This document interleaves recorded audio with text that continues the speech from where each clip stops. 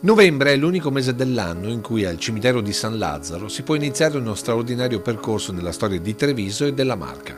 Un percorso che non ha un itinerario vero e proprio, ma collega un punto all'altro con dei gladioli rossi.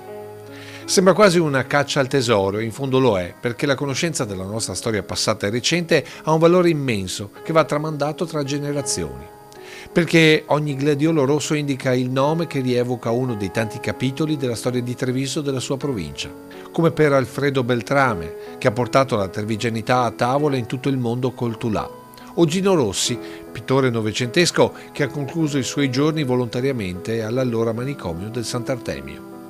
Più in là un'altra firma della pittura di Marca, forse quella più dolce nel raccontare Treviso e i trevigiani di fine Ottocento. Luigi Serena vede il suo gladiolo rosso affiancato a quello dell'abate Bailo, che creò per Treviso il museo, ma soprattutto salvò il ciclo di Sant'Orsola, oggi meta di tanti turisti nella splendida cornice di Santa Caterina. Artisti e uomini di cultura, ma anche d'azione, come Don Ferdinando Pasin, ricordato in Israele come giusto tra le nazioni per aver salvato 234 ebrei dalla deportazione, o come Luigi Chiereghin, sindaco della Treviso del boom economico e di Signore e Signori, e ancora Alessandro Tronconi, direttore di Sant'Artemio e forse anche per questo è diventato poi sindaco della città.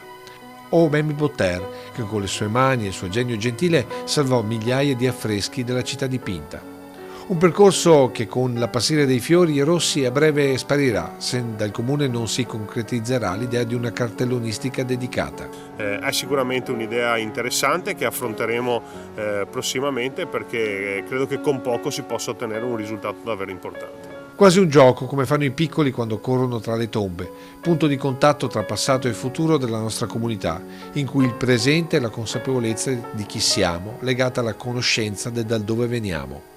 Un sapere che a volte si perde, come un nome tra mille lapidi in un cimitero, ma che a volte basta un gladiolo rosso per farlo riaffiorare.